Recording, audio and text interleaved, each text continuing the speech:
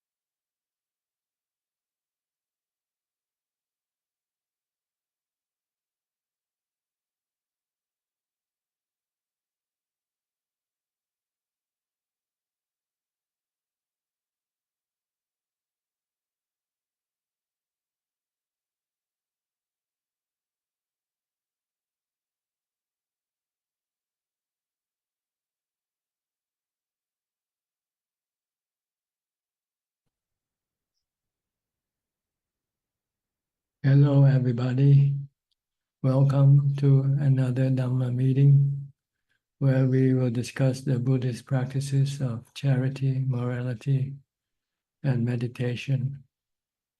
Everyone who is interested is welcome to join. We will wait for our first participant, which happens to be Saw Sim. Saw Sim. Hi, can you hear me? Good evening, Ajaan. Good evening to you. Tonight I have no question. Enjoy listening to your You talk. enjoy your practice also? Yes, last week I attended a 5-day online retreat. Mm-hmm. Then my mindfulness was very good throughout the retreat.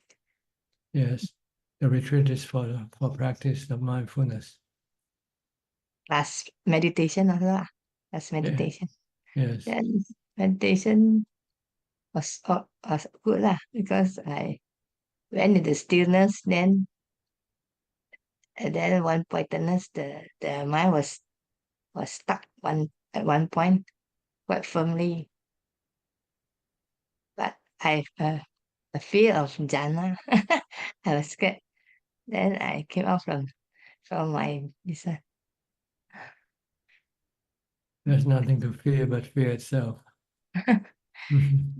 Because last time when I attended a retreat, the monk was saying about one person who went into jhana. The wife sent the man to the hospital. Then they tried to resuscitate him. Then later he came out from jhana after some time. That's why I hear the story, I'm a bit scared. That's why when I went to the word pointedness, I was very firm. I don't think you can say that because you don't know what the person is in, his mind is in. You just I don't think there's any relationship between jhana and physical ailment. It's just two separate things. Don't try to bring them together. You die whether you're in jhana or not in jhana. It was time for you to die. So maybe I it's think it's my fear of death, I think. jhana cannot cause death. That's I guarantee you that. It's not the cause of death. Okay.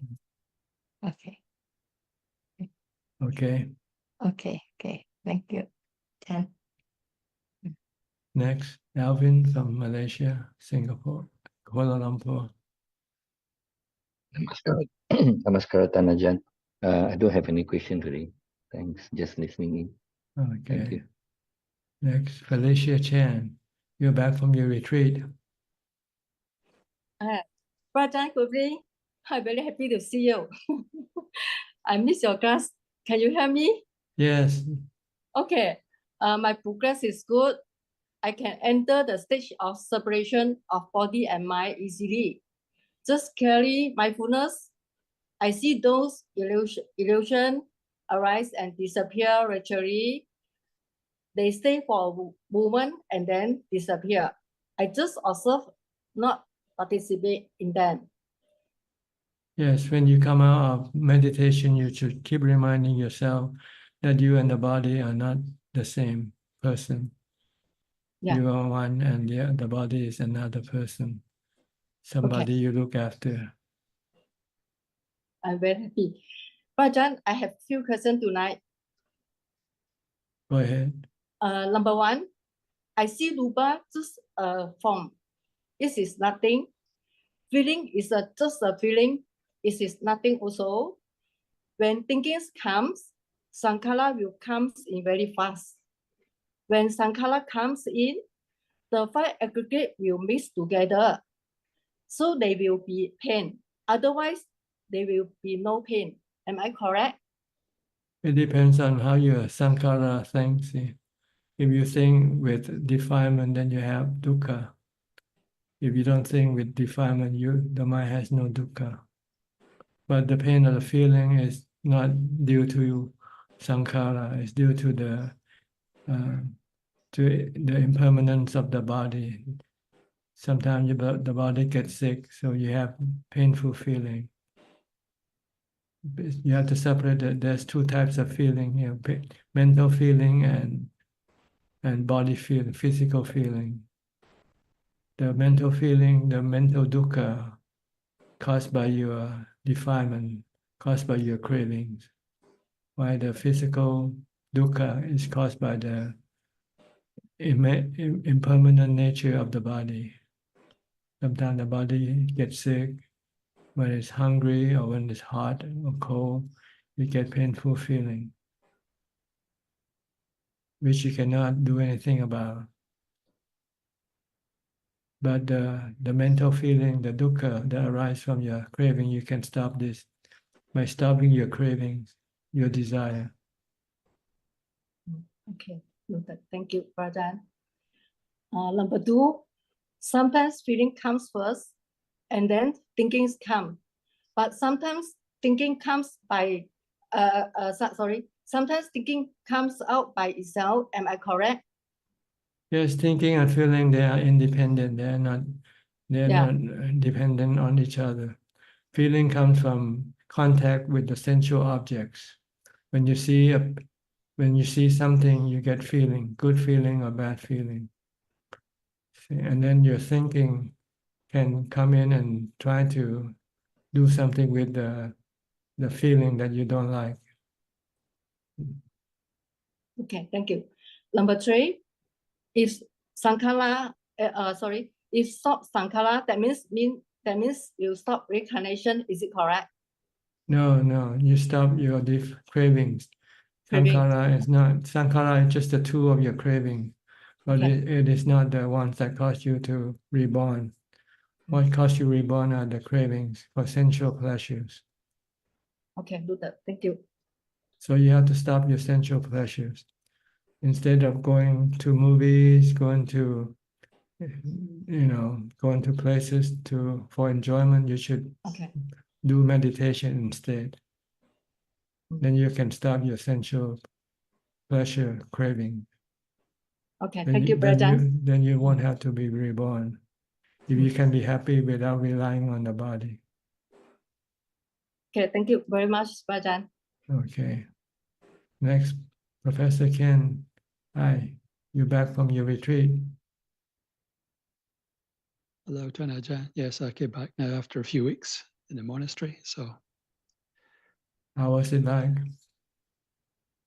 Yeah, the practice was quite smooth this time. I felt more comfortable, able to maintain a good mindfulness all the time.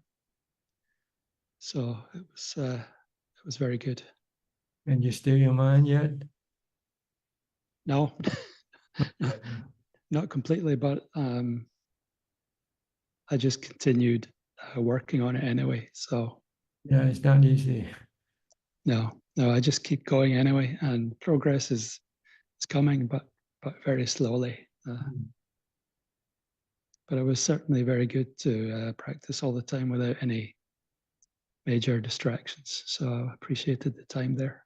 You experience more calm than you would back here at home. Yes, definitely. And also keeping the 8 precepts is very good to avoid distractions and just making the time available. So previous times I found that mindfulness would tend to wane a little bit towards the end of the day, but this time it was quite smooth. I just kept going very well. Good. So you do mindfulness and then you meditate when you have the time to sit. Yeah, basically I just change between sitting, walking, and there's a couple of chores to do during the day, and I just kept that going all day. So you find useful mindfulness very useful. The more mindfulness you have, the calmer your mind becomes. Yeah, I while not sitting or walking in meditation, I did my best to stay quiet and be mindful.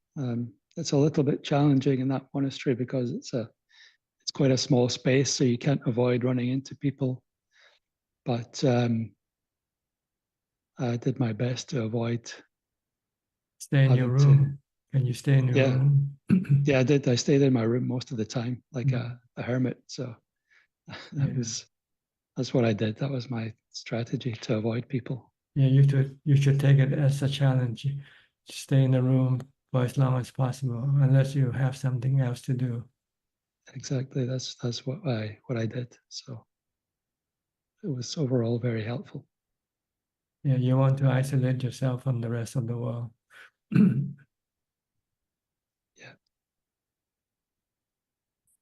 Good. Any question tonight? No questions tonight, Ajaan. Just keeping going with the practice now. I'm back home again. No specific questions. Thank you. You feel refreshed, regenerated? Definitely. Yeah. Okay. But you still have to go back from time to time to recharge your battery. Yeah, I have to go back when I can, although the situation I have at home is quite good as well. I don't have any distractions here. No people anyway. So yes, that's good. So you can continue on with your practice, although not as intensive as it would be like in the monastery. Yes, exactly. And the monastery only has a few places for lay practitioners, so this time of year it tends to be quite busy. So that's why I had to leave on Friday, because they had some make room for other people. Yeah, exactly. Yeah. Okay, good. Okay, thank you, Ajaan, You very can much. practice mindfulness anywhere, anytime, all the time, except when you go to sleep.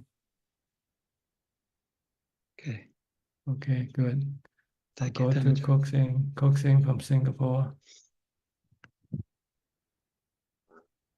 Greeting, Prajan. This evening I have 2 questions. The first question, I would like to clarify what Prajan mentioned last Zoom meeting. And I think in one of the answers to one of the members, you were mentioning about if we are enlightened person, we will see relationship as suffering or dukkha. And if we are delusional, we see relationship as good. So I was reflecting on this statement, and I recall that Buddha actually mentioned when after the son was born, so he declared Rahula meaning bondage. So so the Buddha actually feel that having a son is a bondage, and it's actually I was reflecting myself as a father to my son, to my daughter, is a kind of bondage. It's actually in a so-called in truth, it's actually relationship between father and child is also considered as is delusional. Is actually dukkha. So may I check, Ajahn, is this understanding correct? Well, when you have a son or daughter, you will worry about them, right? Yes. Okay. When you don't have, then you won't have any worry. Like me, I don't have a son or daughter, so I don't have to worry about them. Yes. Yeah. Even though my second son is 22 years old and undergraduate now, but when he's sick and for a few days and he still wants to go out to meet with his friend, despite my advice to him to stay at home to rest, he still wants to go. So I have no choice. But at the back of my mind, I'm not so worried because he's already an adult. But of course, I wish that he would stay at home and rest and recuperate from his illness. Yeah. So so there's this little thing of dukkha, but I'm not so worried because he's already an adult already. There'll be more dukkha coming when he get involved into some accident or something, or when he did something wrong and has to be incarcerated. There's so many bad things that can happen to anybody. So and every time bad thing happen, you feel sad, right? Yes. Okay. But if it's not your son or daughter, then you don't feel sad. Yes. It can happen. If it happens to anybody else, it's okay, right? Yes. Okay. Because you have attachment, you have expectation for them to be well and happy all the time. But they cannot be well and happy all the time because that's not the nature of their body. The nature of the body is changing from good to bad, from bad to good, back and forth. Okay. So and I was just reflecting that I may not have reached that stage of disenchantment and based on the 5 year sermon when from disenchantment and then there is release. So so if we are able to see that relationships is dukkha, we will see everything as we'll get disenchanted in that sense. Yes, if you see the three characteristics of all existence, of all things, then you will become disenchanted. You don't have any attraction toward them. Because it's like looking at poison. Are you attracted to poison? No. Okay. But you see it as a sweet drink. So you drink it. And then you become sorry later when you get a bad stomach. It's because you don't see it as poisonous. It contains poison. Everything in this world contains poison. They make you sick. They make your mind sick. And that is why the fire sermon said that everything is a flame, everything is burning. Everything is burning. Is the fire sermon everything is a flame, the contact is a flame, and Yeah, they are fire. They are hot. They're hot with greed, hot with anger, hot with delusion.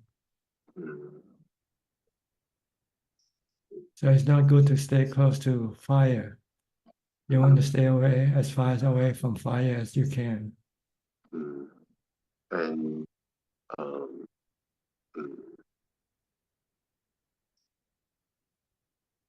and therefore, if we lead a homeless life, if we enter the monastics, we do not have any.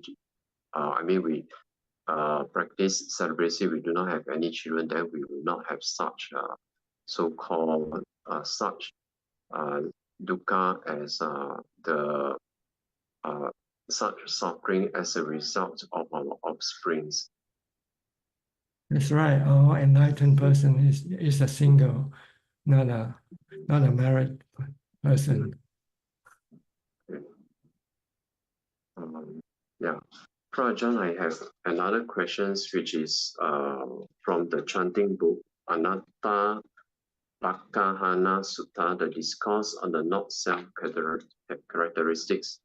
So there is this sentence on Vedana Anatta Vedana Cha Hinhitam Bhikkhuvava Atta Abha Visa in English, which is translated as feeling is not self. If feeling was self, this feeling would not lend itself to this ease, and it would be impossible. And it would be possible to say with regard to feeling, let my feeling be thus, let my feeling not be thus. So does it mean that feeling it would sometimes it would just pop up by itself without for example, let's say we have for example we are sexual cravings they will just arise out of nowhere, just pop up from nowhere. Is that what is meant by the sentence here? It means that they are not under your control. They are like the weather. Sometimes you get hot weather, sometimes you get cold weather. They are conditioned and cause them to arise and cease. But this condition is not you. You're not the one who caused this thing to arise and cease. Okay.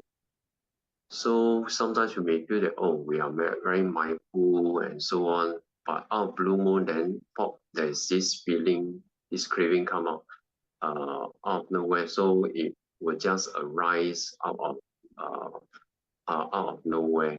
So so basically, this is what is meant over here. It's meant that it's like the weather. It comes and goes like the weather. There are conditions that cause them to come. And when those conditions disappear, then they disappear with the condition. Okay. Understand. Okay. Yeah. Okay. Thank you, Prajan. Next, Julia from Colorado. You have any wildfire there? Hello, Ajaan. Yes, but it's over the mountain pass from where I live. So there's smoke coming all the way from Canada also. It's very hazy sometimes. And then there's a small fire over the pass from lightning. Is this normal to have fire in Colorado? It's normal, some, but the past few years, my understanding, I mean, I haven't looked at the statistics, but it feels like much more than usual. Because of the climate change. Yeah, it's also, generally maybe 1 or 2 degrees warmer, hotter every day on average. Yeah. But you're okay where you are? Yes. Okay. Yeah. Is it hotter in Thailand? Also the effects of climate change? Yeah, during the dry season, but right now we are in the rainy season, so we got plenty of rain, so there are no wildfire right now. Okay. But during the dry season, yes, we have fire. Even in Thailand. Oh yeah, and then sometimes caused by human. People burn down trees so they can cultivate the land. Oh yeah. They have to That's make a difficult. living. They have to make a Right. living. Yeah. There are many humans on the planet right now. Too many cravings. Yeah. Stop craving, and then you have less human beings. It's a good reminder, Ajahn. It's a very good reminder. Okay, do you have any question? I think with all gratitude for the opportunity, I will choose to listen today. Okay. I'll go Okay. to Toronto now. Well, with Dr. Piao and Indira. You weren't in last week. Yes, did we you- missed two. Two sessions, yeah. We were away. I see. This is summertime, so you're on vacation, huh? Short, yes, short one. So happy to be here, Ajaan. Mhm. Any question? Not really. I just want to I think latch on to about the Nibbida. I think one of the earlier participants talk about Nibbida. I think it's there are three stages of the mind which is transformed through insight. Nibbidang, Virajati, Viraga, Nibbida, Viraga, Nirodha. Like in English, disenchantment, dispassion, and release. So these are stages which mind goes through slowly with insight, right? So Nibbida is like you don't have the same kind of attachment, same kind of a glue, strong glue as before for certain objects, people. So your enchantment is not there anymore. Like it's like the glue is not that strong. Mhm. Is that what that means? Yes, yes. You start to see the dukkha in those things. So when you see the dukkha, you are creating your own dukkha. Then you don't want to. Why? You ask the question why, and then viraga, right? The dispassion towards that, they're creating that dukkha for you. Mhm. Is it? That's how Yes, the mind. that's right. When you start to realize that the drinks you've been drinking will cause you cancer in the future, then you say, Yeah. I don't want to drink it anymore. Don't smoke anymore, kind of So, thing. Yes. so when you give up the drinks, then you're free. You feel released. Yeah. So I guess it's a gradual step-by-step process. It doesn't happen overnight. Like with practice, the mind goes through the series of changes with I your think it own. varies from individual. Some people can do it right away and say. Some people might take a few more days. They still have some yearning, some longing for those things. So 7 days to 7 years. They haven't seen the dukkha enough yet.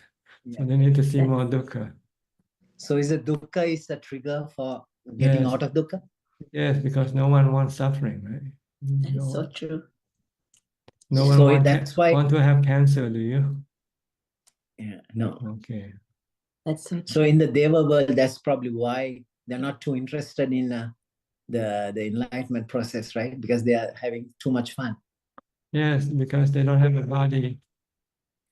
They live in a dreamland, so they can generate all the good experiences.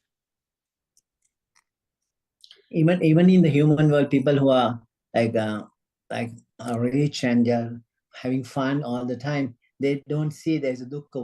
Why? Because dukkha? they don't. What are you talking about? Because they don't see the aging, sickness, and death of the body yet. Yeah.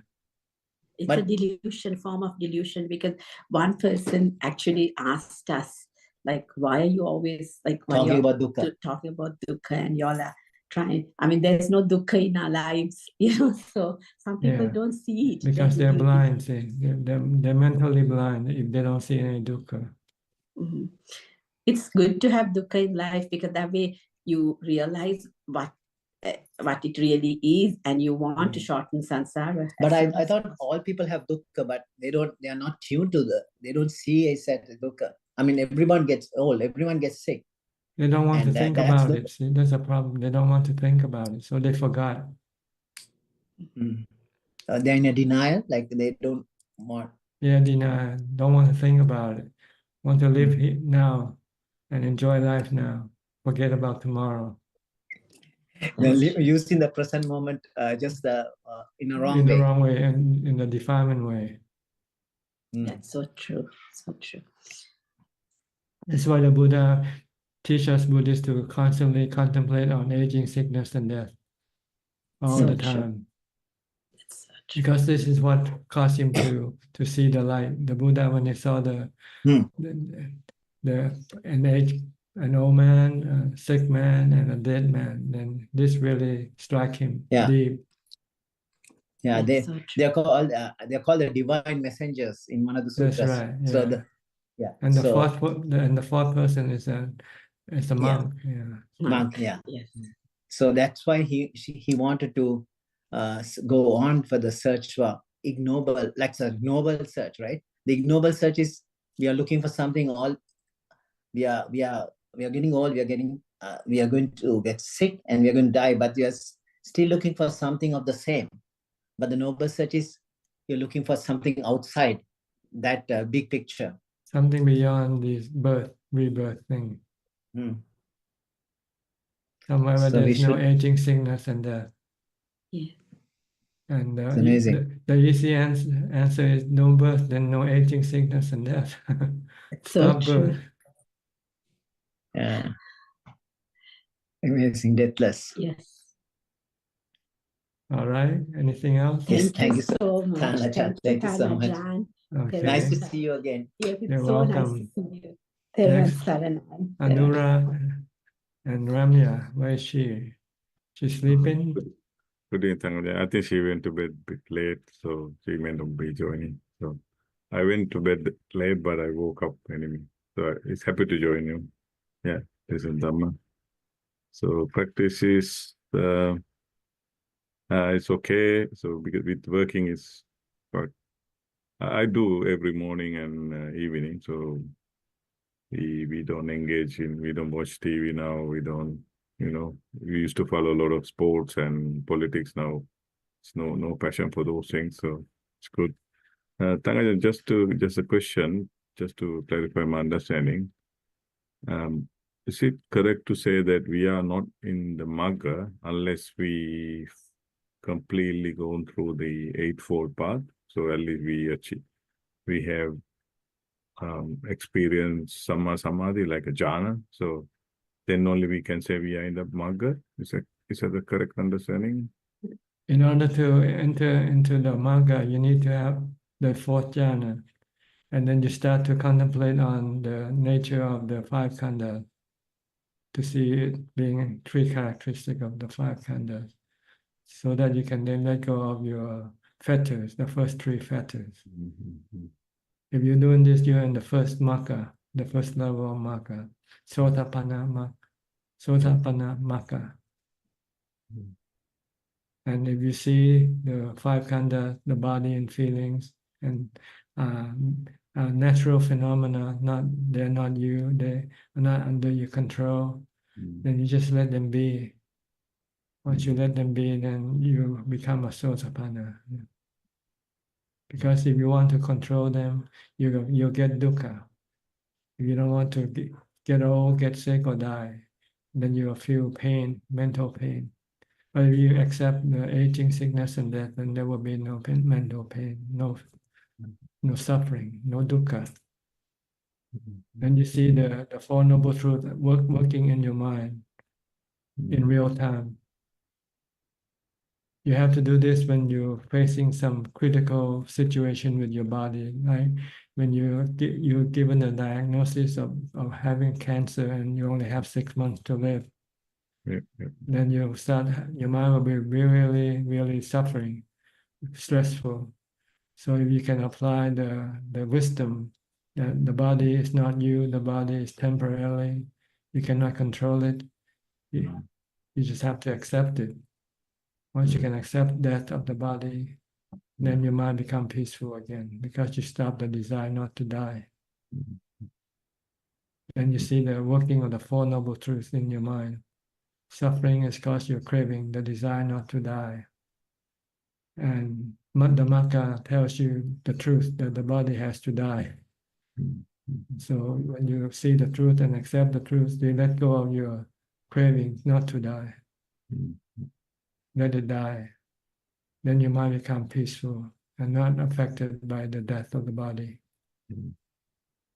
So you see so there will be no doubt in the Buddha, Dhamma, Sangha. You see the Four Noble Truths happening right in your mind. So you have no doubt to the person who teaches this theory of the Four Noble Truths, which is the Buddha. And then you become the Sangha yourself. You become a noble disciple, having attained the first level of enlightenment. So now you know where the Buddha, Dhamma, Sangha really are. They are in your mind.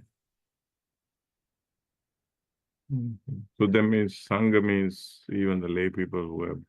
No, this is a noble disciple. Noble disciple. Noble one. Yeah. Like a Sotapanna. Right. Doesn't need to be a monk. Is that correct? It doesn't have to be any monk or nun, male or female, young or old. If you can let go of the first three fetters, you become a noble disciple. But usually, mostly they are monks because they have more time for the practice. See, for you, you have to spend half of your time, or maybe 80% of your time working, and you may only have 20% practicing Dhamma. But with monks, we have 100% of the time practicing, from the time we get up to the time we go to sleep. Okay. Understand. Yeah. Thank you, Ajaan. All right. Yeah. Okay. Thank you, Ajaan. Thank you. Next, Marco. Hi, Marco. You're off today? Yes, Ajaan. I'm off today. I needed to be part of this English, the English version of your meeting, because I did not want to bother the people with the Thai language on Wednesday. But I'm looking for some advice, Ajaan. First of all, I would like to make a confession, which was something that happened to me now recently, which have caused my family some great pain, which has to do with the 5 precepts, which I've broken. I've been doing a lot of practice, but I've been doing it in a diluted way, which I've not physically cheated on my wife, but I've mentally cheated, emotionally cheated by being in contact with other people in the time that I was married, and my wife found out, and that has caused me to look back and to really go through what has happened, what the problem is, and how I can fix that. And that's why I'm looking for your advice, because you have helped before. So what's happening when I'm going outside? I used to have like scanning eyes, wandering eyes. I've worked on that to evade the view. But what I've realized is that I crave attention, and the way I do that is the format I used is I had old contacts on LinkedIn, social media platform. I don't do other social media, but I do LinkedIn, and on there I chatted with women and started to flirt, which is not okay, and I never realized that it was that bad, and my wife found out, luckily, and not luckily, of course, because I've hurt her a lot, and my son.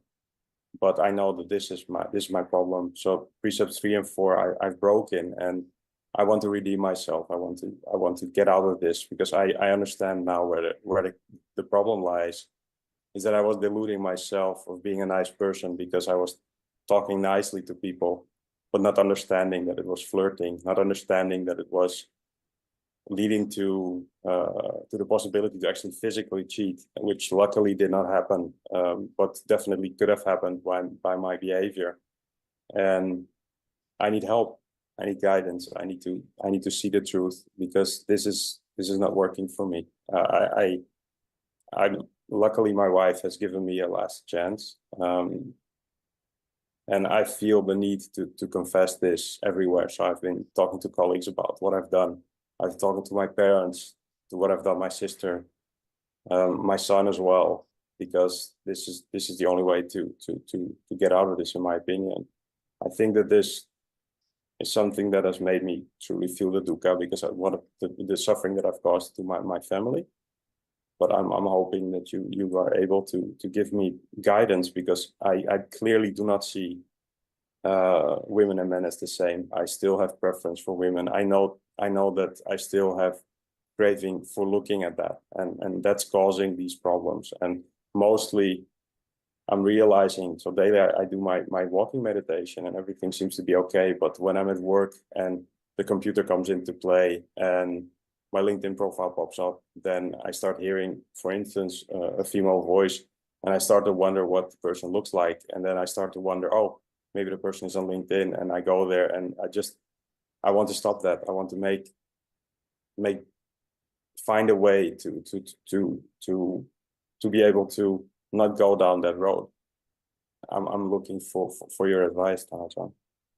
Well, to fix this problem, you need to take a course on human anatomy.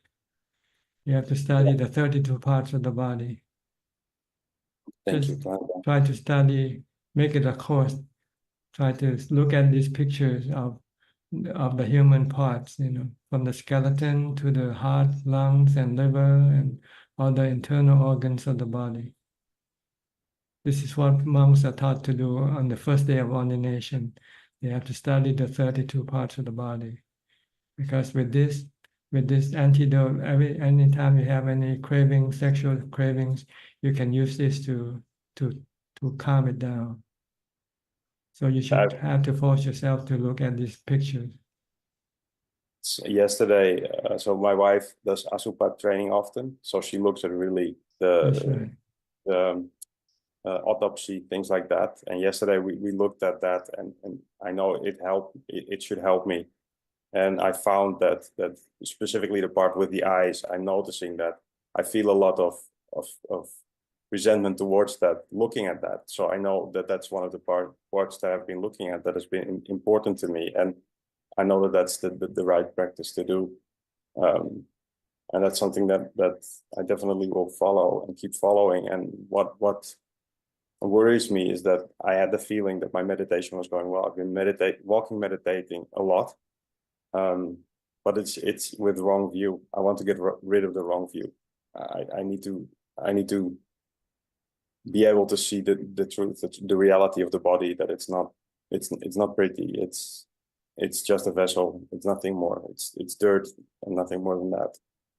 Yes, you have to contemplate, think about it, look at it until it embed in your mind. So that when anytime you want to have this thing appear in your mind, you can have it. You can recall it.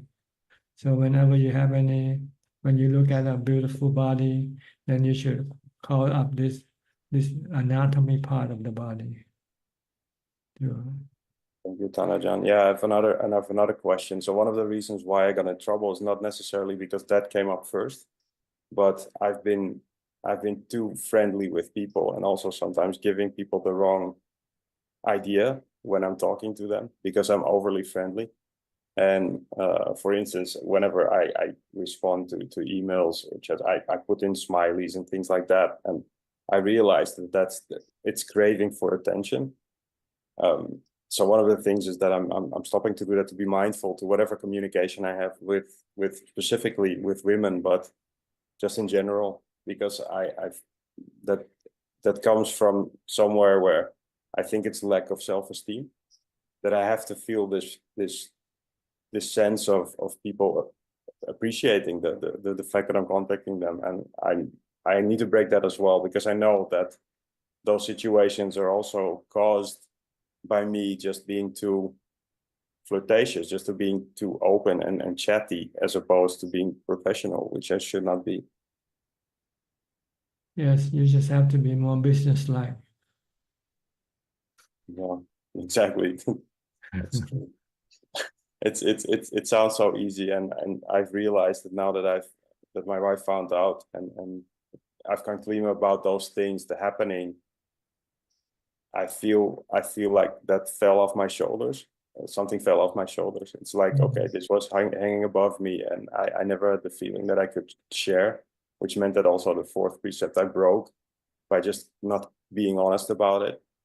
And I really hope that I have the capability to actually live up to the precept like I want, because I definitely have the wish to proceed with this. I don't want to be I don't want to part of this life anymore like it is. I don't want to come back. I don't want to do this same cycle over and over. I do see the dukkha, but I get deluded by the human body and by attention. And that's what I need to get out of. Yes, you can use the body contemplation as your meditation object. When you meditate, just go through the 32 parts. Maybe first by memorizing the names. Like I give the boys in their Wednesday night meeting to recite the 32 I parts. can learn from my son, yes. Yeah. So at least you have something to remind yourself that what the body is made of. And then maybe you have to start to visualize those parts in your mind. It takes time, but if you persist, eventually you will have it embedded in your mind, installed in your mind. Then whenever you need to use it, you can call it up quickly, easily. Thank you, Ajaan. But I think you're on the right track. If you admit your mistakes, admit your fault, and now you want to fix it. Once you apply the right fix, then the problem will go away eventually. Thank you, Ajaan. Okay. Just keep persisting, keep working at it. Don't give up. Thank you, Ajaan. Okay. Anything else? No, just thank you, because I don't think that I would be able to get the proper guidance if I was not able to talk to you. So just thank you for the guidance you've given me. And today is the day that I was able to make it, but I should really make this a habit, because I'm noticing that it has to happen, because I need guidance. I've made a lot of decisions on how I think I should meditate. I listen to a lot of Dhamma talks, but sometimes I think I just need to ask the proper question, and not make assumptions on the practice, which, like I said, I thought I was on the right track. And when this was exposed, I was like, how could I be so deluded? How can I be so stupid to cause this myself? And it really made me feel that I'm not taking the steps that I promised myself to make. So I'm deluding myself. I'm lying to myself, really. So yes, I don't want that. Your defilement is very clever. It can trick you to think that you're so good. You become overconfident. I'm very scared of that, to be honest. And I really want to have I've had the last couple of nights, the dreams have been very vivid about being judged and being looked at with disdain and with, how can you do this? How can you do this? Also, my parents telling me that they're obviously disappointed in my actions, and it's a wake-up call. And I'm hoping that at least this gives me the opportunity to make the right next step, because I can't go back to this. Okay, I hope you make it through. Thank you, Ajaan. Good luck to you. Thank you. All right, next we'll go to Penang. Gek Yen So. You have any problem? Ajaan, I'm learning and no questions, Ajaan. Yeah. Okay. We'll go to Marin County, California. Levan. Hi, Ajaan. I do have a question. I get caught in like a negative, like angry state of mind from dealing with people who are lying. So I would just wonder, I'm looking at myself, is anger a type of craving? Yes, no, it's the product of your craving. Your craving or your desire to have people to be honest. When you run into dishonest people, you get angry at them because you become disappointed, not getting what you're expecting. So don't expect that people will be honest. Everybody will be honest. There'll be some honest people and there's some dishonest people.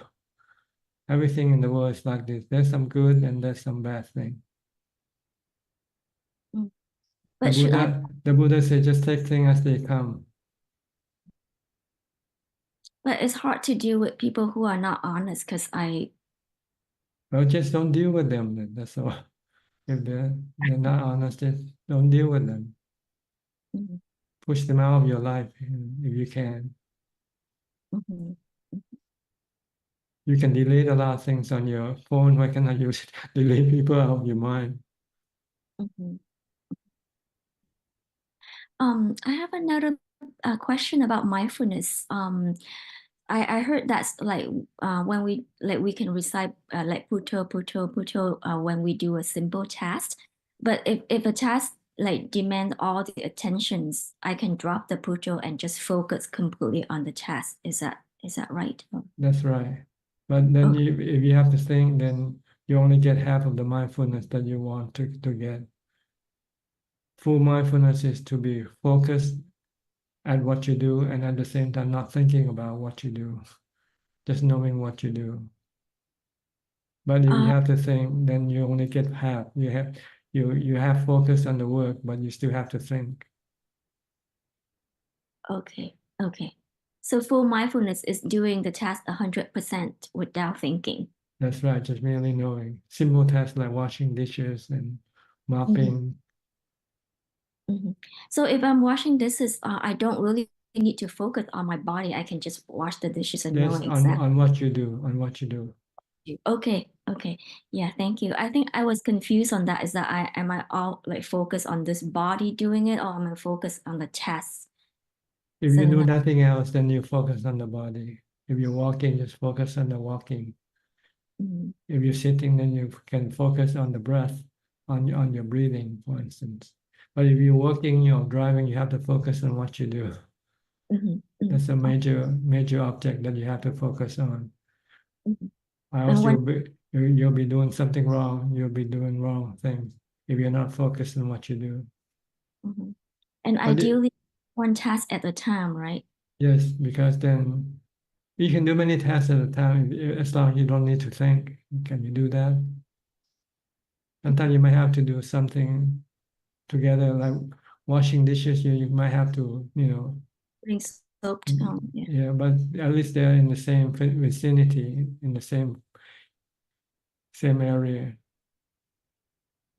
Yeah. Thank you, Ajahn. I'm clear now. Thank you. Okay, good. Next, Cove. Hi, Cove. Where are you from?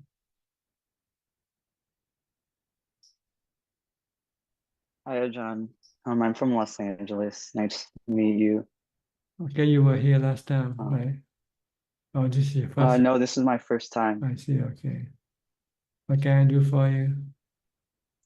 I have a few questions. If you perform an action for someone else, like you give them something or you let them go first, for example, but your thought at the time is that you maybe prefer it another way, for example, like you keep the item, what kind of karma is created at that time? I'm not quite sure what you mean yet. Can you explain? Like for example, you're with another person and you're both offered a gift, but you let the other person have the gift instead of you. But in your mind, you're thinking for a moment, oh, I wish I got that instead of them. Does that make sense? Yes, I understand. Does that create? You have regret. Yeah. But the first action is good action, good karma. It's like giving things away. Yes. But then after that, you have regret. This is bad action. You should tell yourself, once you've given something away, don't expect to get it returned. It's gone. It's gone from you. Can you correct that thought after if you catch it? Next time, tell yourself, next time whenever you give something, then let it go. Okay. Yeah. Thank you. Another question is, sometimes in a meditation, I feel that my head turns from side to side, kind of on its own. And I'm aware of it. Should I stop it or let it just happen? How do you meditate? Do you have something to focus on when you meditate? Yes. I use my breath and sometimes Buddha. Okay, just stick with your breath or Buddha. Don't worry about the thought of having your face turning, your head turning back and forth. It might be just a deception of the mind. Okay. Okay. I will do that. And my last question is, if someone is dying in your families, is there a chant lay people can do for that dying person, or is it better just to be, present? Is there any chanting that a lay person can do? Well, the Buddha teaches Buddhists to constantly contemplate on the nature of the body, that the body, everybody will have to get old, get sick, and die. Mm-hmm. Just keep chanting this verse: aging, sickness, and death. No one can go beyond them. Then it will make your mind feel better. Your mind will start to begin to accept. But you cannot help the dying person. The dying person has to do it himself or herself in order to make the mind peaceful. Okay. That makes sense. Thank you. Thank you, Ajahn. All right. Next, go to Oregon, to Stephanie. Hi, Steph. Hi, how are you? Very good, thank you. And you? Doing good, thank you. I guess we were talking about dispassion earlier, and that I have been getting into the news cycle because of the election, and dispassion came up because I was so agitated, and I was just very grateful for my practice. So back on mindfulness. So good. Tell yourself, every election is like this. Someone wins, someone loses. And there'll be another election 4 years later. Peaceful then. Yeah. Oh, agitated. We all still have to pay taxes. We all have to still pay our bills. Yes. I can't control it. Like, I can't control my feelings. I can't control, So, yeah. Good. Yeah. So Thank you. Can you resist the desire to follow the news again later? Yes. It I know, well, I mean, I can't say I know so, but I might slip into it again. But this dispassion, it's just like I don't even want to look at it. I don't even want to open it. Like, it's very strong. And so that made me feel really good to notice that. Okay, good. Yeah. All right. Thanks. Good. Meditation better than following the news. Yes, Buddho. Like, I didn't do that before, but now since learning that, Buddho, I just all day long, it's really helpful. It really brings you right back. Yeah. Decrease your thoughts, makes your mind lighter. Yes. Yeah. Okay. Very good. Good. Keep it up. Yep. Thank you. All right. Go to New York now with Mike.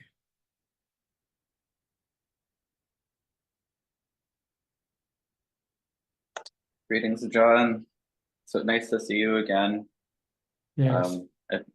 I've been practicing quite consistently, and yeah, it's been hard to not get swept up in all the news globally. But yeah, like everyone's been saying, I've been very grateful for my mindfulness practice, and it's really been grounding me in the rough times. I guess we were talking a lot about contemplations of the body, and I was just curious, about beyond lust, but more about impermanence of our own bodies. If there's any kind of like meditation object for becoming more at ease with our own death, our own our own bodies kind of failing us. If there's any teaching or chant, or I've been using the dukkha anicca anatta a lot recently, but just like beyond that, for kind of like embracing the impermanence of our own bodies. Well, see, it depends on how calm your mind is.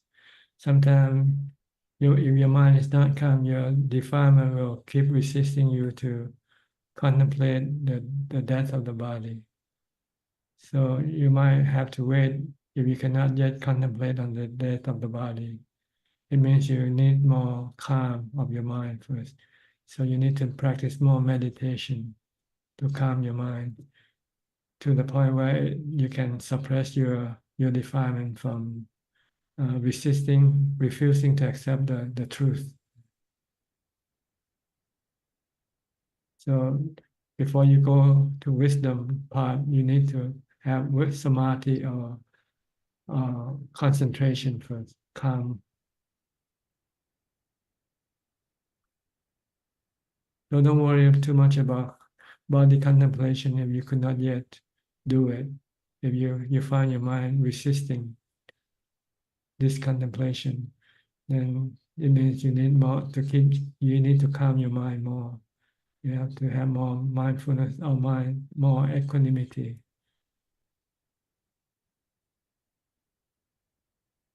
When you have equanimity, your mind will be neutral, no attraction or aversion to the truth. That can accept the truth easily.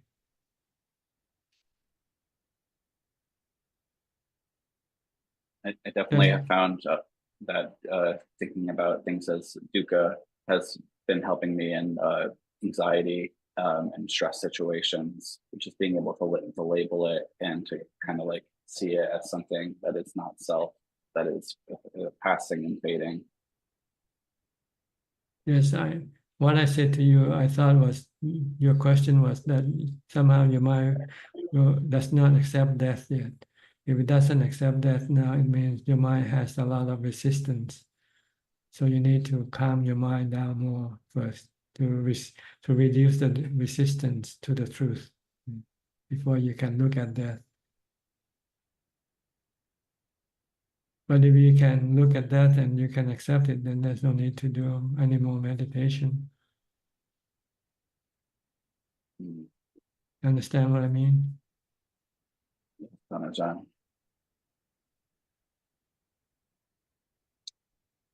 I find also that I've been getting sometimes stuck when these ideas of, I know I can't control what other people think of me, but trying to, especially when it comes to my Buddhist practice, trying to maintain the right type of knowledge about Buddhism, and to when I share Buddhist knowledge, to make sure that it is in line with the Thai forest tradition and in my own ethics and guidelines as taught by the forest tradition.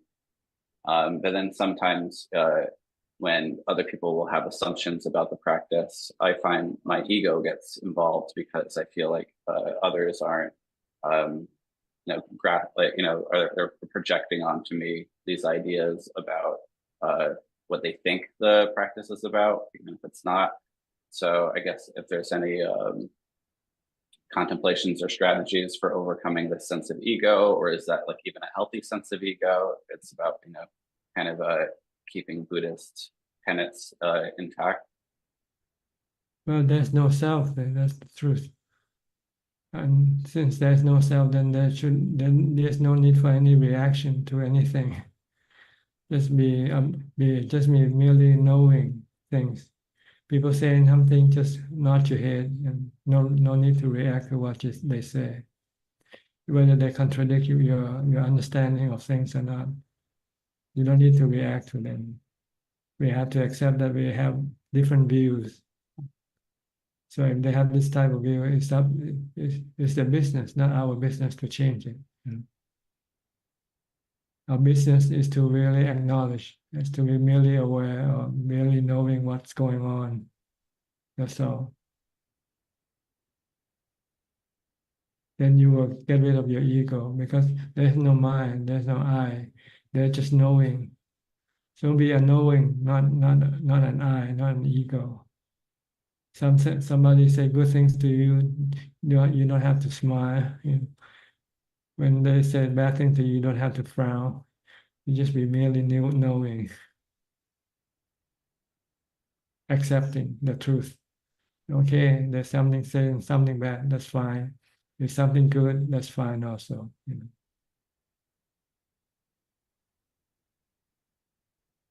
This is where the position of the mind, the true position of the mind. The Buddha said, whatever you see, whatever you hear, whatever you know, just merely see, merely hear, merely know. No need to react to what you see or hear or know. Unless you have to. If you have to, then you react with wisdom, with rationality, not with emotion, or with loving kindness or compassion. Depends on the case that you have. If you have to react, you react with the four Brahma Vihara, the Metta, Karuna, Mudita, or Ubekha, depending on the situation. If it requires metta, then you react with metta. If it requires compassion, you react with compassion. If it requires sympathetic joy, you react with that. If it requires equanimity, you react with equanimity.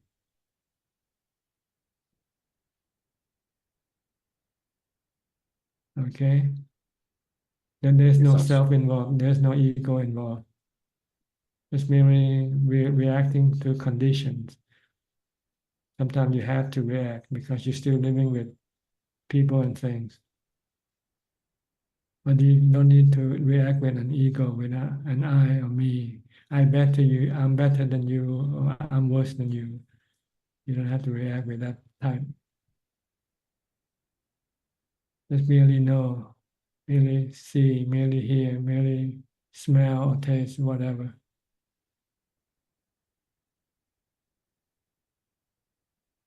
In order to be able to do this, you need to do a lot of meditation to get to equanimity. Because when you're in equanimity, that's where your mind will become merely knowing and not reacting with love, hate, fear, or delusion.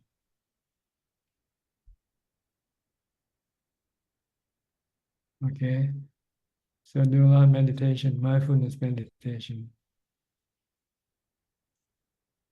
I will. Thank you, Frank John. Good. Next, Philip. Philip from Malaysia. Good evening, Tanjan. Glad to be here. I don't really have any questions tonight. I just wanted to clarify just now. There was I think, statement from Dr. PR side. I think he mentioned that there are people that mentioned that they don't have suffering. They don't have suffering. Is this because they lack zero mindfulness at all, or No, they just don't want to think about it. They try to erase the suffering from their mind whenever they appear in their mind.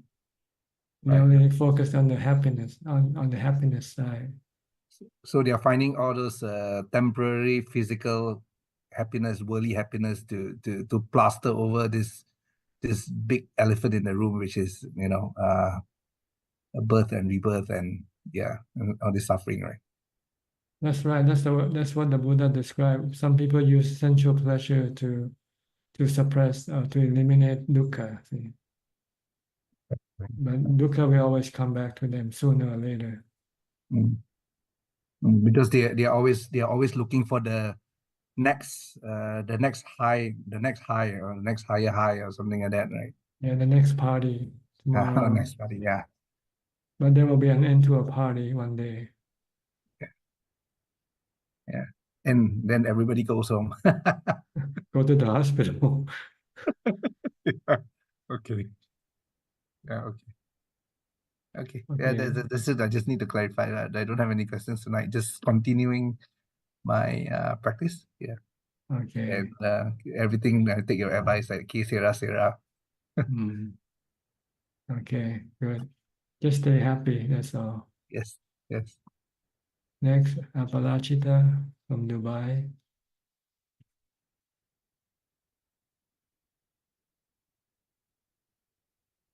Good evening, Prajan. Good evening to you. No questions. I'm just listening today, and I'm actually rereading your book, and always the second time is more meaningful. So thank you. Okay, you're welcome. Next, Diana from Wales. Greetings, Ajaan. I was reading something by Ajaan Chah. Is he of your tradition? Yes, he's one of the masters. He followed the teaching of Ajahn Man also. It was about the middle way and how we have like fear and aversion on one side and craving and desire on the other, and we have to walk the middle way between. I was wondering if you could That's talk exactly about what I just said. Stay in the middle, mean we have equanimity, don't react. It just mean be merely knowing, no attraction or no aversion to things. yes. I've heard that the middle way used a lot, but I've never thought of it with those things on either side of us, and it makes such a lot of sense. Yes, that's the best position for our mind, to be in the middle, because there is stress-free, no stress when you're in the middle. When you move to the left or right, you start creating stress in your mind. Mm. Mm. Lovely discussions today. Thank you. Okay, you're welcome. Next, Belinda from Singapore, but now staying at Wat Yan. Good evening, Ajahn. I'm listening. Okay, I'll go to Becca, Sao Paulo. Hi, Alfredo. Hi, Fudge. How are you? Oh, I have dor de cabeça, head pain. Headache, headache. What Yes, happened? I'm painting my coochie. I see. So you get painful from the pain, huh? The smell? Yes. Mm, I painting the floor of my coochie, I see. and I will painting the ceiling. the walls Oh, and the covers. okay. It's Good. okay. So you're busy. Oh, yeah, a little. My neighborhood have two men working there, né? Daí I talk to us, you don't to paint in my house? And they, yes. And I contract him theirs. You practice mindfulness while you paint also? Oh, yes. Mindfulness is 24 hours, né? But the mindfulness, such. Yeah. We focus on what you paint. Oh yes, I don't paint. They paint. Né? Oh, I see. You hire I them. want.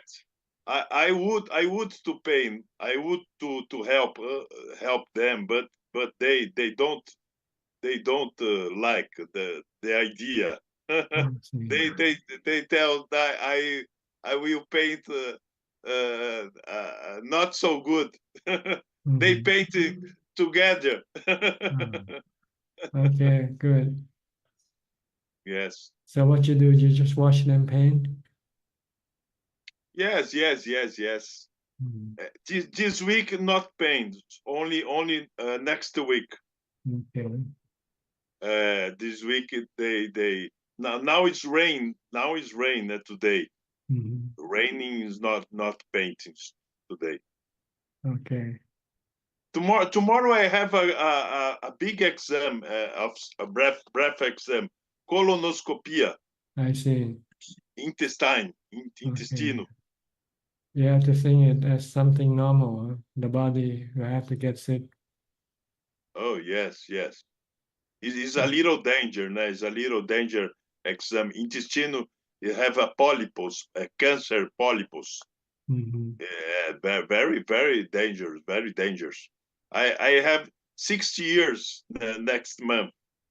I see. In August.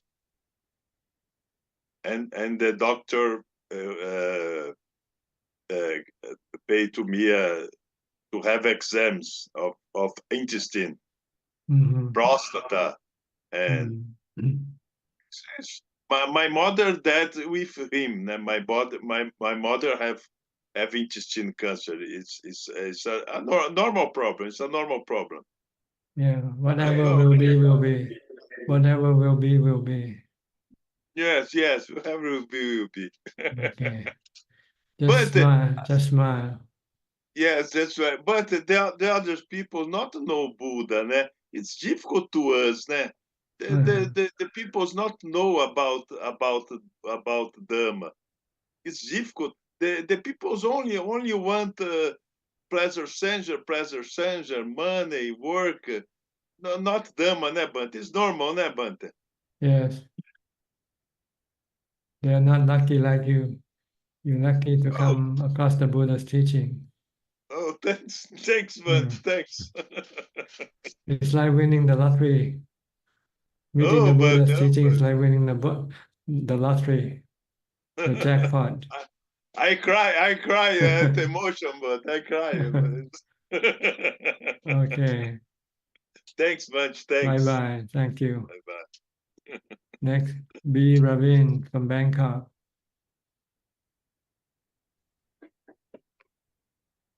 Hi, good evening, Prajan. I've been away for a while, but I'm glad to be back.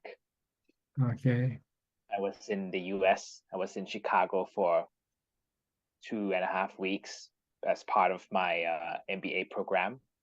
So it was good to visit the US again after many years not going. Where did you study before in the US?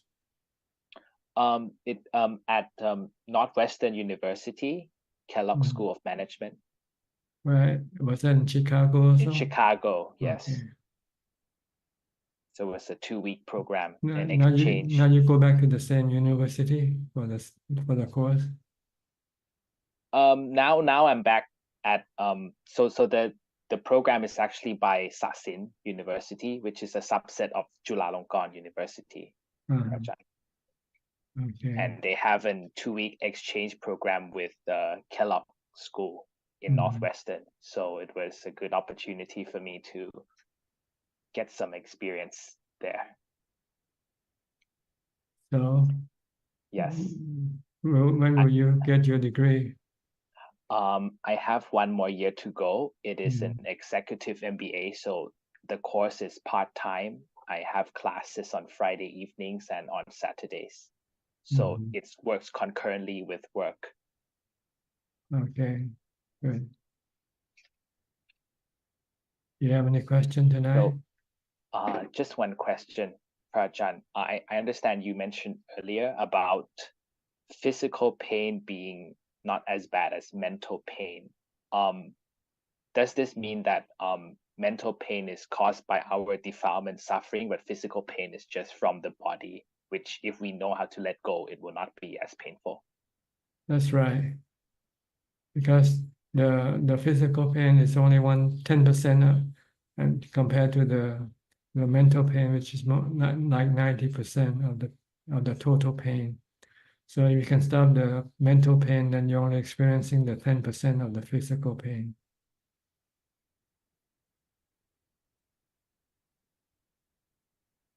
Oh, so mental pain is much worse. Like somebody who is afraid of the needle, when you take a shot, the mental pain is much more stronger than the physical pain.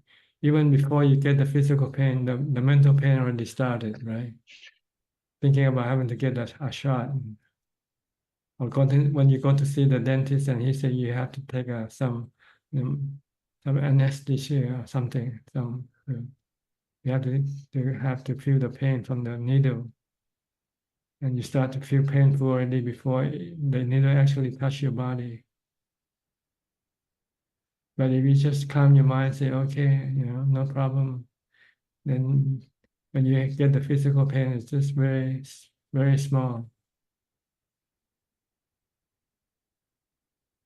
Or even sometimes you don't have any physical pain at all, but you have mental pain when you lose someone you love, for instance. What do you get when you feel sad, you feel depressed?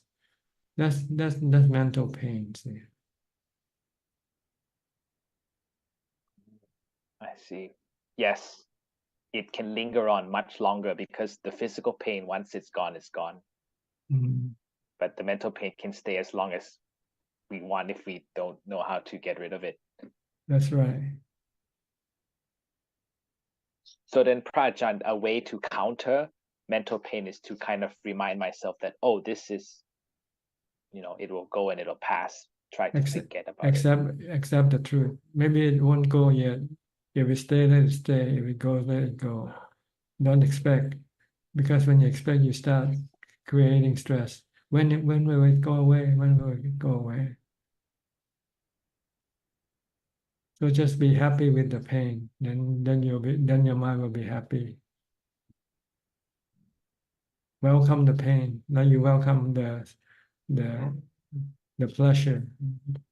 They're the same thing. Only they are in the opposite end of each other. The pain is on one end and the pleasure is on the other end.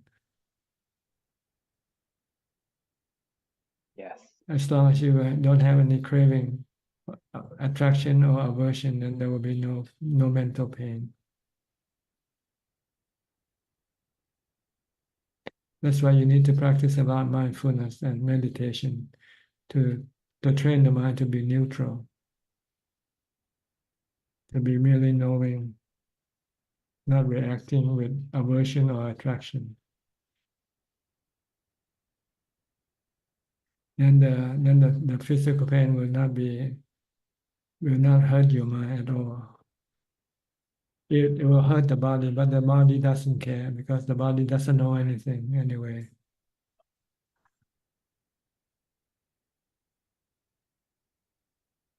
The body is like a car. If you smash a car, the car doesn't know it's being smashed, right? No. Okay, the same way with the body. The one who knows is the one who reacting. See, once there's there's no connection between the mind and body. Then you take the body anywhere, you can bury it, you can burn it, and the body won't react at all. Because the body is just like a car. The one who reacts is the mind, see. And when it reacts, it's causing suffering in the mind or stress, So you don't want to have any stress, don't react, just stay calm, stay neutral. That's why you need to meditate, to practice, to teach your mind how to stay calm, to stay neutral.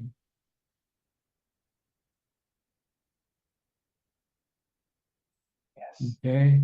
Yes. So this means that being immersed in pleasure is also bad because it's like kind of fueling the mind for more delusion. So when pleasure comes, just think this is temporary. It will not last forever. Don't be so overwhelmed by it. Don't indulge in it. Just let it come and go. Yeah. Let it come and go. Good or bad. Just So stay, neutral. just merely neutral. Merely knowing I have good feeling today. Tomorrow I have bad feeling. Okay, knowing that you have bad feeling.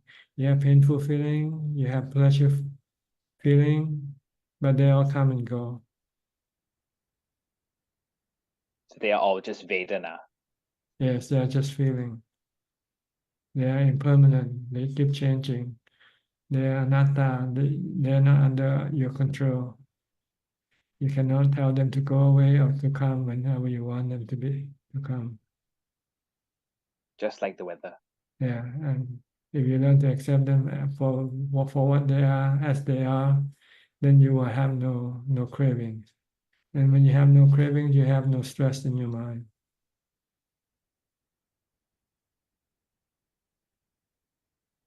Okay.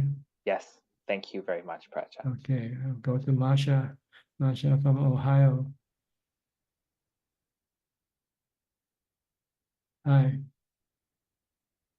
Hello. How's your Good practice morning. going along? Oh, that's the one question I wouldn't want you to ask today. My practice has been terrible. And I wasn't going to talk about it. Lose your I've had mindfulness. Lose your mindfulness. Oh, I surely have. And I've never had a lot of self-discipline, and it's just been worse lately. And then I'm just thinking, okay, well, I'm mindful of myself, not having discipline and not practicing as much. And I'm keep on watching myself, kind of going through the motions. But I was thinking, it seems like we have a little more time today. So about not quite 2 years ago, I was diagnosed with a bone marrow cancer, something they call like a myelofibrosis. And you know, when I first got the diagnosis, it was like, you know, a huge shock. And I thought, well, what's going to happen next? And so then I learned more about it. I don't have to have any treatment right now. I didn't go to the doctor for most of my life. It was only till I signed up for Medicare, and then they give you all kinds of, you know, free services for paying your little premium. And I often thought, well, I wouldn't even know about it if I didn't go to the doctor. You know, I wouldn't know that I have this, mostly just a low hemoglobin. So, you know, by the end of the day, I'm tired. Sometimes I won't have, you know, a lot of energy, but basically can, you know, do what I usually do. But what happened was when I got the diagnosis, then I thought, man, I better practice. I better really start practicing seriously because I'm not where I want to be yet. So I thought, you know, in case, you know, something happens quickly, you know, I better practice more and get more insights. And that actually worked for a while. And my, you know, my practice really did accelerate. And now I've kind of slowed down on it a little bit. And now I actually don't think about having a chronic condition.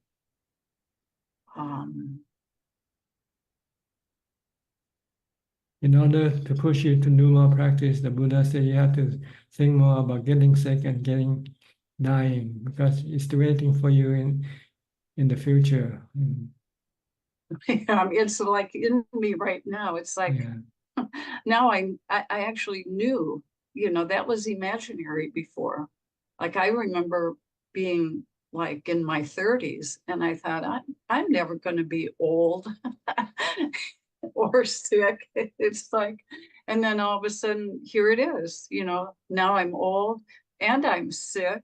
And, but thank goodness I have the Buddha's teachings. But mainly it's been interesting to accept that whatever is going on in the body, it's just a process. And I can't control it. I can't control it at all. Like, I mean, I take a few vitamins now. I don't exercise any more than I used to, because I found if I tried to control this disease or alter the blood tests, you know, that created more stress, you know, trying to manipulate the body. It just didn't work for me.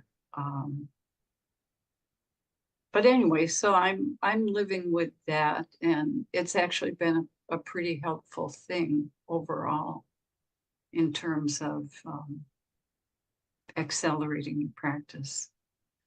I wanted to ask you something about Nibbana. Sometimes it's said that Nibbana is like the lamplight going out.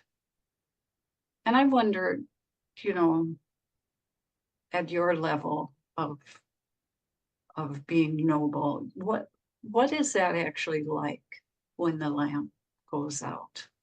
When they say the lamp, they mean suffering that goes out. The mind remain radiant, happy, peaceful. Mhm. What goes out are the defilements and the suffering from the defilements. No stress, no anxiety, no worry. Not affected by the sickness, aging sickness of the body or death of the body. The mind just being merely knowing. That's what it means. Oh. I'm always looking for something a little more mystical. No, there's nothing Like mystical what about is the actual experience of it? But it's It's the like when you enter into jhana, it's the same thing, except that jhana is just temporarily state, while with nibbana is permanent. You're in permanent jhana without having to meditate.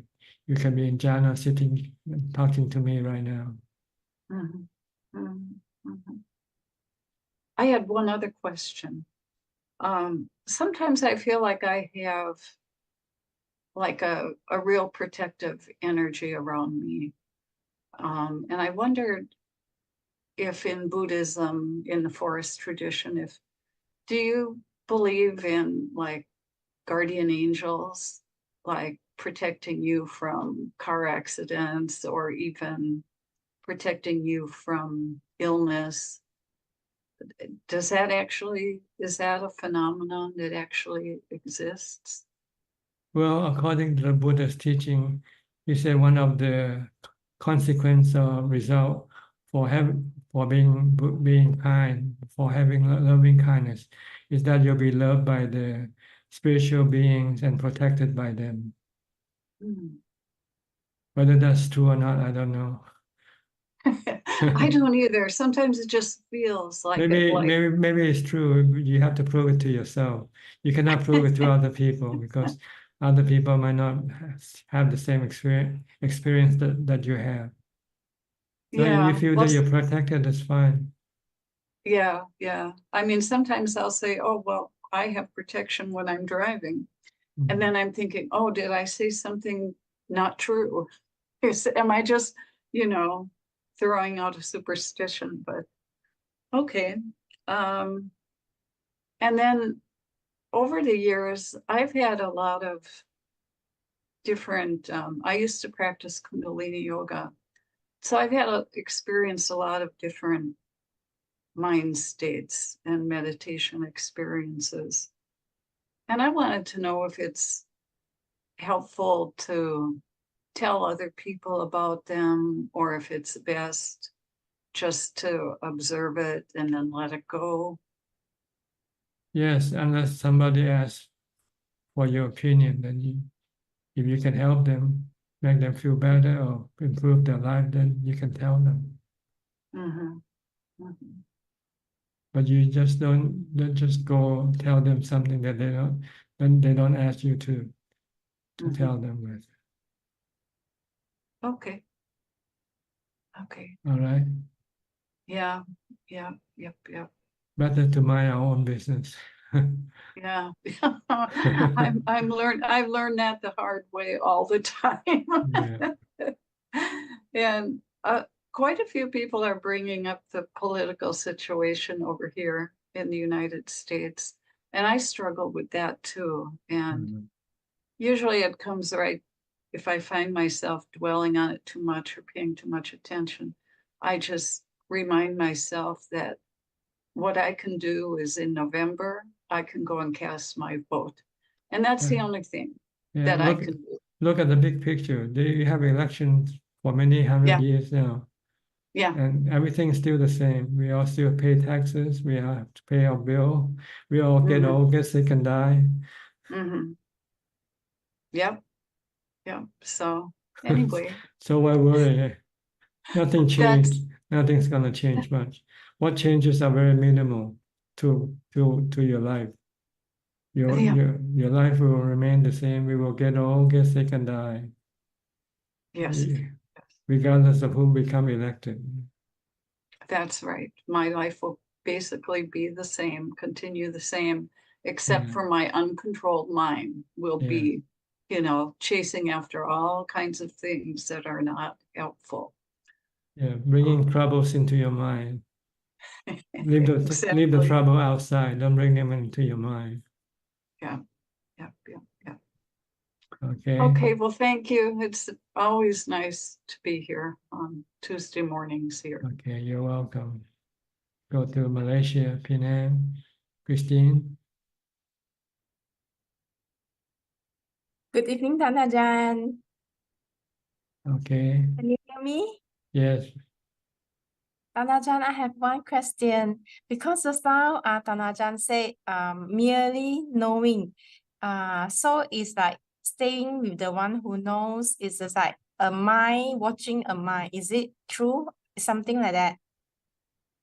Well, the mind is not watching the mind. The mind is watching what the body sees or hear, and not reacting to what the body sees or hear. Just merely knowing. Don't react. Don't react. When somebody says something bad to you, don't react. Just smile. React with loving kindness. Just smile. Okay, like Ajaan, if I have a thought coming up, then I just knowing, merely knowing, do not act on the thought. It depends whether it's good or bad thoughts. If it's bad thought, then you should stop it.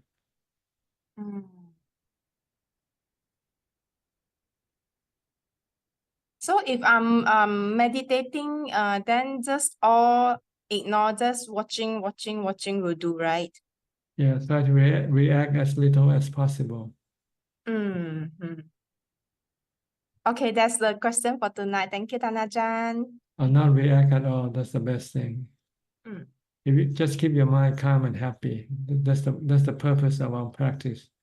And in order for the mind to be happy and calm, the mind must not react to anything. Okay. Understood, Ajaan. All right. Thank you so much. You're welcome. Kelvin, where are you from? Singapore, right? Yeah, Tan Ajaan, good evening. Yes, I'm from Singapore. Go ahead. Any question? I have no question tonight, but I'd like to thank you for sharing with me to practice mindfulness before my sitting meditation. It really helps me to calm my mind a lot more easier. Yes. So, yeah, I have also been contemplating a lot on anicca, dukkha, anatta, and death. Upon death, it goes back to the four elements. I also always remind myself that our time is not enough, so I have to practice harder. Good. Then the timeline for this life seems to have been extended because before practicing Buddhism, we only think about this lifetime, but after practicing, this lifetime seems to be carry on for multiple life. I mean, if we are still going through samsara. I also tend to get more interested with sensual pleasure, eating nice food, staying out with friends at night, so become more isolated. That's better because you have more time to meditate, and you have a better pleasure from meditation than from sensual pleasure. Yes. I think that is very, very helpful when you actually reminded me to practice sati, mindfulness, before the sitting meditation. It really helps a lot. Yeah, then sitting there and struggle to try to calm my mind. Yes, you need mindfulness in order to be able to meditate successfully. Correct. I also agree with you that you mentioned earlier that striking a lottery. I think meeting the real Dharma and a good teacher is really like striking a lottery. So I am very fortunate to come across your teaching, and thank you for being so compassionate to spend time with answering so many countless of questions. I think many of us will agree with that. Once you win the lottery, the next thing you have to do is to collect the prize. Oh yes. I'm looking forward for it. And in order to collect the prize in Buddhism, you have to follow the Buddha's teaching. Yes. I've been listening to a lot of your past talks, so have cut off a lot of unnecessary roads to take. So really, thank you so much. Okay, you are. I'm happy to hear that. Happy Thank to you. be of service to you. Oh, thank you very much, Ajahn. Thank you so much. Okay, you're welcome. Next, Nining from Indonesia. Ajahn, good evening, Ajahn. I have one question. Yes, go ahead. If I apply Four Noble Truths to all of my life experience, is it called contemplation? For example, when I lose someone that I love, then I enter to the first noble truth that I said that, oh, this is suffering, this is dukkha. And then I enter to the second noble truth that, and then I say that this is not dukkha if I don't have any resistance to this condition. And then I enter to the third noble truth that I say that this dukkha should be over. And then I enter to the fourth noble truth. And then I tell to myself that don't be sad, everything is anicca. Be mindful, everything is perfect. Like what has been happened to myself before. So I said that welcome dukkha. Is it including the contemplation? Well, see, the contemplation is in the fourth truth, the magga. So as soon as you have dukkha, you have to use contemplation to find out the cause of your dukkha. Once you find out the cause of your dukkha is your resistance to the truth, then you accept the truth. When you accept the truth, then the third noble truth appears, the cessation of suffering. So if So I the one who is working all the time is the fourth truth, the magga. The magga, sila, samadhi, and panya. See. So if you don't have sila first, you have to build up sila. Then you can have samadhi. Once you have samadhi, then you can have wisdom or contemplation. When you have dukkha. If I keep my 8% and then I got sick and need to take medicine, still I keep my 8% or not?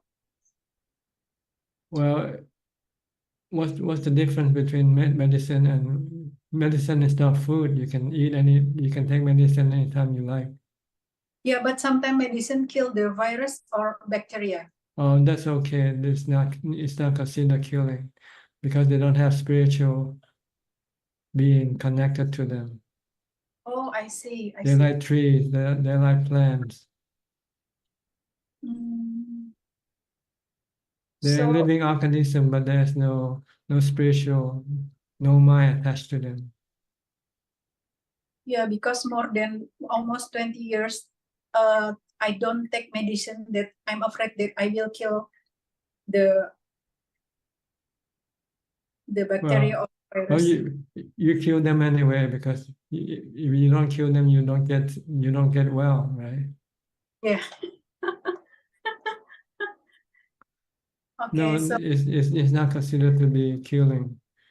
Germs and viruses are not being. They don't have any spiritual being attached to them. so Ajahn, if we have I mean if I have a plan to live near my teacher, I mean near the place that I can practice more, near the monastery or near the teacher who can teach me more frequent, is it including the kilesa or not? No, taking a teacher is Dhamma, is Magga. If you cannot teach yourself, then you need somebody to teach you, to help you to teach yourself with. This is the Magga, the fourth noble truth. Oh. Looking for wisdom from a teacher. See? If you don't have the wisdom, then you have to rely on the wisdom of your teacher, transferred to you by his teaching. Because as a lay person, sometimes we are very difficult to maintain persistency of our practice. Because sometimes we interact with people who are not in, I mean, who don't have the same. Yes, eventually you have to go live in the monastery in order to practice fully and effectively. Yeah, I see. If now I have mother to take care, and then if I have any opportunity, I just think of going to the monastery and doing practice for more than 10 days. Is it okay, or I have to train myself to practice in the house while taking care of my mother? Well, it depends on whether you can leave her alone or not. If you cannot leave her alone, if you can find somebody else to do it for you, then you can leave. But if you cannot find, and she cannot be alone, and you have to be with her all the time, then you just have to stay at the house with her and practice in the house until she dies, I guess. And after that, then you're free. And then just in case while I'm practicing, and then something happened to my mom, is it bad karma or not, Ajahn? No, death is just natural course of the body. Oh, I see. That's the first noble truth. Yeah, aging, sickness, and death. Okay. The consequence of being born. Yeah. Sometimes when I grow in the family who I mean, not all of them practice the same with me. Sometimes they have different opinions, so maybe they will blame me for what happened to my mom, like that. You cannot stop them from blaming or thanking you. It's up to them. Some might thank you for your work. Some might blame you for your work. But as long as you know that you are doing a good work, then don't worry about what other people say. Oh, I see.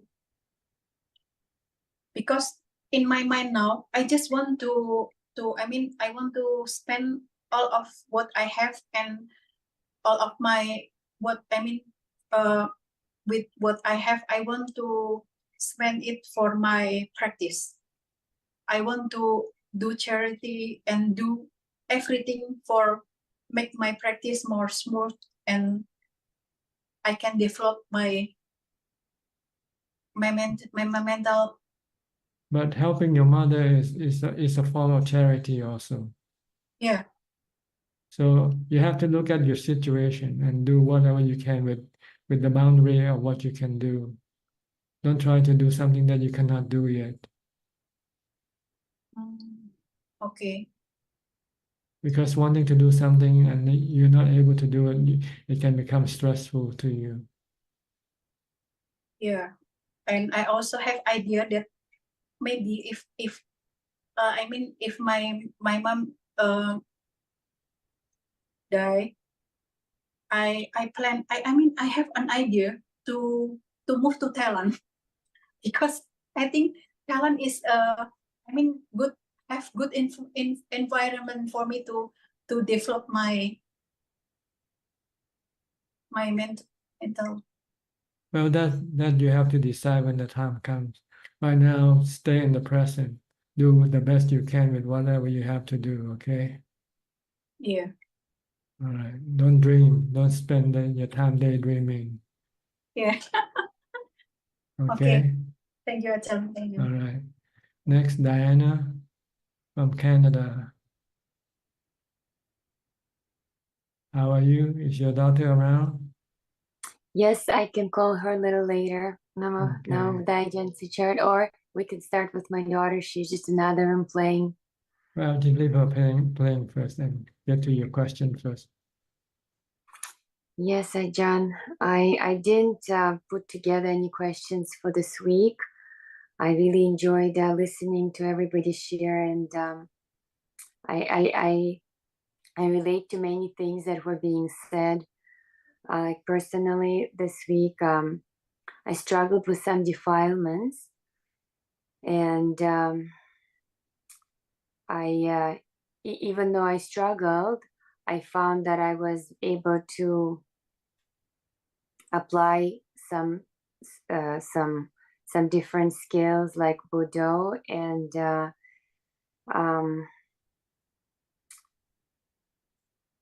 in my family situation, just withdrawing, being aware that some reactive negativity is coming up, and like suspend it, like finding way to suspend my reaction in my mind and physically. So about that, I feel like it feels good to know that some progress is being made that way. In the practice, I try to be gentler, like if my daughter needed me more for the evening time and I didn't get to my sitting before falling asleep, then the following day I just try to go slower. So then to make the time for the sitting practice. For some reason, I do find a lot more benefit for myself when I do have a sitting practice. Somehow I feel it builds my capacity for the day.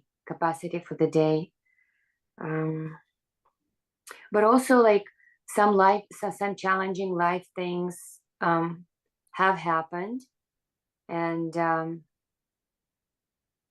I did my best to deal with them. Like for instance, we had a car accident, like somebody drove into my car, so that was challenging. I tried to remain calm, but the other person was just very reactive, and then I found I was affected by the reactivity, and I was feeling like it was difficult. Like I made some mistakes because I couldn't stay within situation. My daughter was crying. Then I had to kind of pull back, and take the next step that I needed to take, and then call the police and things like that. The police came, they kind of resolved the situation. Our ambulance came, and everybody was sent home. But when you share that we don't have control over that other people, we don't, because the other party decided to like, I still don't know how to process it, but they basically decided to say that I hit them even though they hit me. So now we are going through this insurance thing, which I find unsettling. Because I have to answer a lot of questions, repeat myself. So like I was doing it for 3 days straight, talking to 3 different people. And then finally, like I had to take a little break. And then we're going to start again tomorrow, where I have to repeat my story again. So it's just unpleasant. It's been unpleasant, and I haven't been liking it, because then I'm not really doing the things that I need to do and want to do. But I've tried. So what I've tried to do is I tried to build a little more on the loving kindness, just accepting the situation. And so that's been my week. And just I find it helpful in the moment when I'm practicing, and I find it challenging when I have to go out and face the life, not having enough mindfulness. So then I go back to taking time out and doing one thing at a time, and then it works. Then I find my balance and center again. One question I have about, like, when I'm doing something mindful, like washing the dishes, then am I thinking, because I'm with the dishes, but am I thinking about the dishes, or am I thinking about my hands being with the dishes? Like, because in my understanding, I had to be like mindful of the body, right? So the dish is there, but like the dish is not part of me. So then I am like mindful of the hands, because my hands, like I feel sensations. I feel sensations in my hands. So then, is it correct that me being aware of sensations in my hands, that's me being mindful of my body, and me standing there, that's me being mindful of my body? No, you don't want to watch the sensation of your body when you're washing your dishes. You just want to watch your hand in contact with the dishes and focus on doing the dishes correctly without breaking the dishes. So it's like being, so it's like doing, it's like for instance, it's the same thing if I am needing to think about the problem, I'm not meditating, I'm thinking about the problem to find a solution. That's right. So then I'm just, okay. If you're thinking, and then you should stop washing dishes and just stand still and think for whatever you want to think. Oh, so then what to do if I'm aware of my sensations? It's not it's not what you should be aware of. You should be aware of your dishes, that you make sure that you don't break it or make any noise. Mm-hmm. So I might need to readjust how I've been applying mindfulness in doing things. That's right. Mindfulness of body doesn't mean mindfulness of sensation of the body. Mindfulness of the body means watching what your body is doing. Mm-hmm. When you're driving, you will have to watch your driving. Mm-hmm. Don't watch the sensation on your hand with the wheel, with the steering wheel. Watch the road. Watch what's going on. Mm-hmm. Yes. So you have to know the priority, where you should put your focus on when you do things. Yes. Well, like with my daughter, it has been helpful to acknowledge that in the moment that she needs me, that I just put my needs aside, and then I can just be with her and like close her need, and same with my mother. That has been very helpful. So I even have, what I had to do, actually, I had to, like with my mom, actually, I had to just ask her for some time that I can take care of myself. Sometimes I say with my daughter, but more I just say like, I just need to do this for myself. So then she doesn't feel in competition with my daughter too much. And then I assure her that I will come back and speak with her and like listen to her and be with her.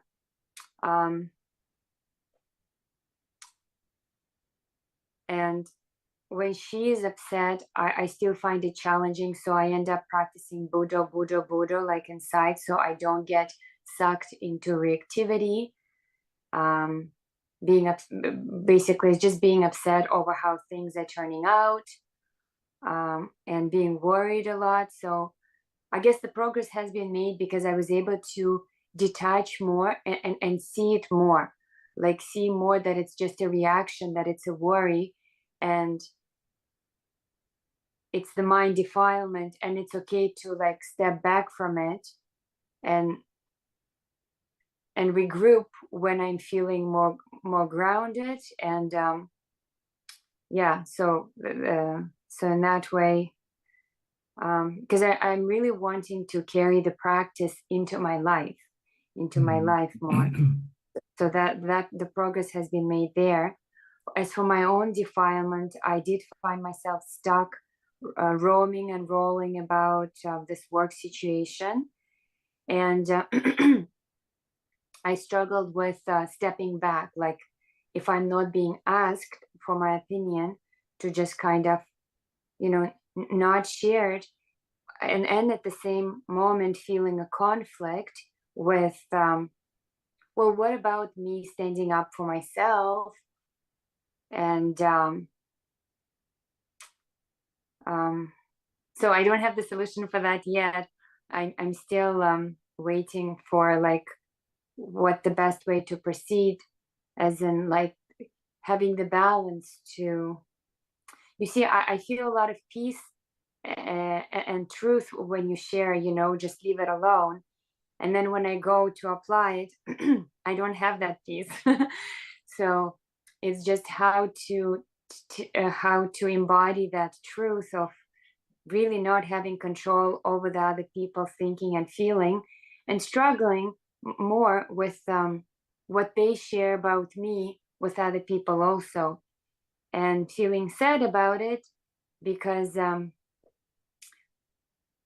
what they might share is not really what's true for me, kind of like that. But feeling and knowing that my people that I wanted to cultivate in my friend circle for like good community for my daughter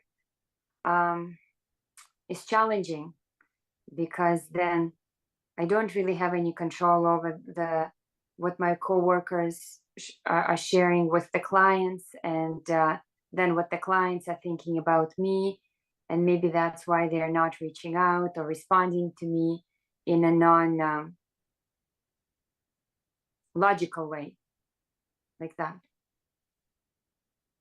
Well, try not to expect anything, then you'll be okay. The problem is sometimes you expect, and when you don't get what you expect, then you're sad or you're not happy. Yeah, because the expectation is there for a community where we, I guess, raise our children with good wishes. And now that I'm hearing you, maybe there's been some wishful thinking that maybe this is not this kind of community. Now that I'm talking to you, I'm thinking that maybe my wishful thinking was, oh yes, this could be this kind of community, but it is not. So yeah, I do find there's a struggle between, me wanting to pursue this path for myself, and also, again, caring for my daughter. So the question actually I had, like, because I am here to care for my daughter because she's in my life, and like, for instance, she was invited to a birthday party. It was very late in the evening, just not the kind of thing we even would do for ourselves for entertainment. But in the end, I was speaking with a friend, and I just really felt her disappointment if we weren't going to come, even though we had good reasons. So then I spoke with her. So then we attended the birthday party, and I just, since I was there, I tried to be mindful. I tried to be mindful of and friendly with her friends that I didn't know much. And at the end, it brought me to question how to explain this for my own child, for my daughter. Like, we were attending this entertainment, but that wasn't the path to happiness. Like that the pleasure was momentary, like the pizza and the ice cream wasn't going to last forever. And see how in conflict this all is with Yes, I think you have to choose one way or the other. You cannot have them both. You cannot have your cake and eat it too. You either eat the cake and lose the cake, or you want to keep the cake, then you just put it in the refrigerator and don't eat. Then you can always have the cake to look at. So you don't think it's possible to, like, because I guess I was, since it's viewed in society as part of socializing that we participate once in a while, and especially to maintain some good friends. Then don't worry about it. Just go and then let it happen, and let it be, and just pay the price later on. This is part of belonging to a community. If you want to belong to a community, then sometimes you have to pay the price, doing what you don't like to do. Unless you want to live alone, then you don't have to join any community. Can you do that? Well, I'm not sure how to do it with a child. Like, my daughter is like, we spend a lot of time in nature, and she's quite happy. However, when we see other children, when she sees other children doing other things, she wants to try those other things and do other things. So then well, you have to be flexible. Sometimes you just have to allow her to do some other things. So. yes. So I in my mind, I was thinking, well, this party is not breaking any Shila. There's no drinking there. Everybody's kind of, family oriented and focusing on children. And it was just 2 hours. So we dressed up and we drove and participated and wished the girl happy birthday. And I figured that in order to maintain some good community and not be completely isolated, because it seems like for the child, they need some,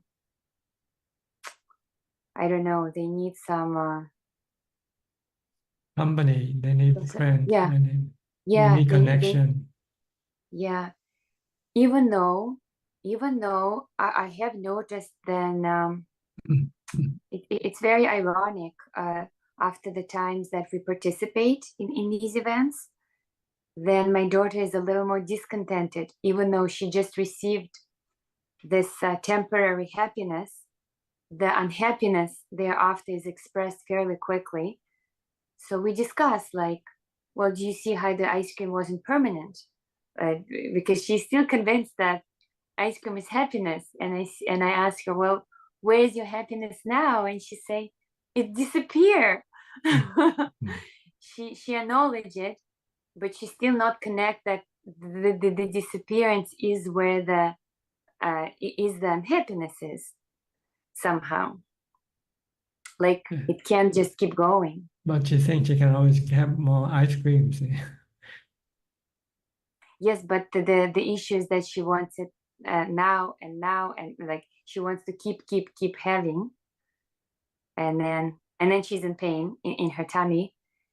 So yeah. Well, you have to be firm then. You say we can only have so much. Yeah. Ajaan, oh yes. Go ahead. Yes, from last week, I was able to apply to allow my daughter to have some of her negative feelings, and this gave her a chance to go through it. Some of them were shorter, other was harder, and I really struggled with the longer ones. But in the end, it gave her good experience. That's right. Good experience. Yes. It's like she gets some protection. She learned that life is not always sweet. Yes, it was so painful for me. It was unbearable, like to hear her cry over something that I couldn't provide for her that moment. Like last night was that moment, but I was able to not engage internally, just externally, just to keep affirming and to step away. Like I had to do it 2-3 times, and I committed to do it as long as it took, and then eventually it subsided. So I felt like very successful in that. And maybe that's what I need to do now, just apply it externally, and then eventually we'll get to the internal piece. Mm-hmm. Okay. Okay. May I call my daughter now? Sure, please.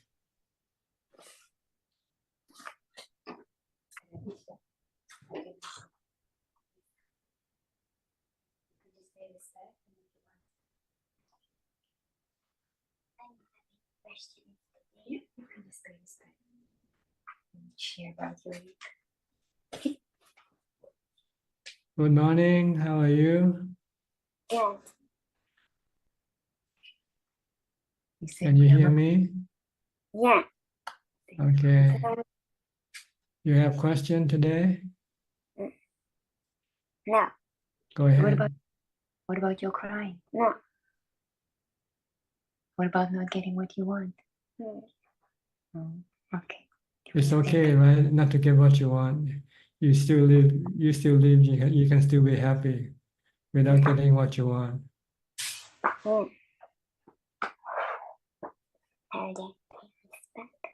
Yeah.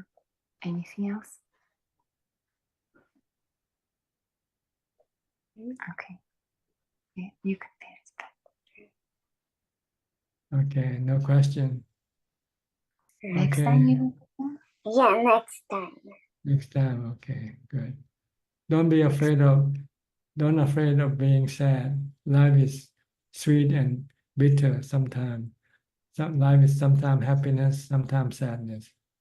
You cannot have all the happiness all the time. Sometimes you have to have some sadness also. And it will pass, everything will pass, okay? Understand? Yeah. Okay, good. Must be quite bitter medicine for her, huh? Yes, and it's also very new. Yeah. Okay, okay, okay. Yeah, okay. Don't you let me say goodbye? Yes, yes. I think I may have spoiled her a little bit. I will work. Good, yeah, work on it. Try not to spoil her too much. Maybe once in a while, on her birthday, on Christmas or something, on some special day, but not all the time. Now I try to keep it more balanced, and it's just that sometimes we have to do so many difficult things. So then I want to reward her. But I guess life is just full of difficult things. Yes, and it's good to expose it to her so that she learn how to cope with them. Okay. All right. I'm always so happy to be here, Ajaan Suchart. Yeah, happy to see you too. I have to go now. It's quite late. Yes. Okay. Next, we'll go to Lynn from Indonesia. Hi, Lynn. Any question? You have to make it brief though. Good evening, Ajahn. I'm happy listening in today. No question. Thank you. Okay. Go to Yi Kun. Hi, Yi Kun from Singapore. Hi, Ajahn. I'm doing good. No questions as well. Yitan from Kaohsiung, KCO. Good evening, Prajan. Prajan, 1st August, I come back to Jakarta. I will meet Prajan at dining hall. Yes, in the morning. Yeah, in the morning. Okay. Prajan have time. I want to talk with Prajan before I come back to Jakarta. Yes, yes. Okay. All right, I'll see you on the 1st then, okay? Yeah. See you too, Prajan. Thank Okay. you, Prajan. Next, Kafai Lim from Malaysia. Good day to you, Ajahn. I have no question. Okay. You'll go to questions from Facebook or YouTube. Kun Pon, any question?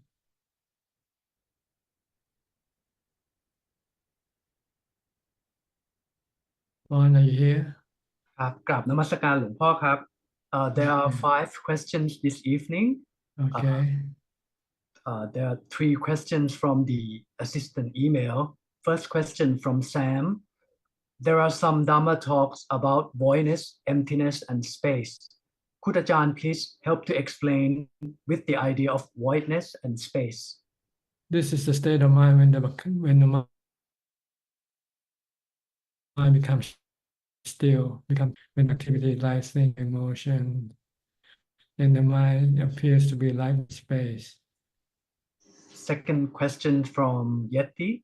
During sitting meditation, when I inhale and focus on my nostril, my head feels expanded and feel like something is moving inside. And it's painful. How can I be still? If such things happen, do I have to worry about it, or do I have to consult the doctor? Well, if it only happens during meditation, then I think it's just the mind playing tricks on you. So don't pay attention. Just keep focusing on your meditation object, whether it's a mantra or watching your breath, and see how it goes from there. Third question from Liliana. I recently found out that my son has a relationship with a girl that has the same surname. According to the belief, people with the same family name are not supposed to get married, as we have the same blood from our ancestors. If they get married, the children might have a risk of being born defective.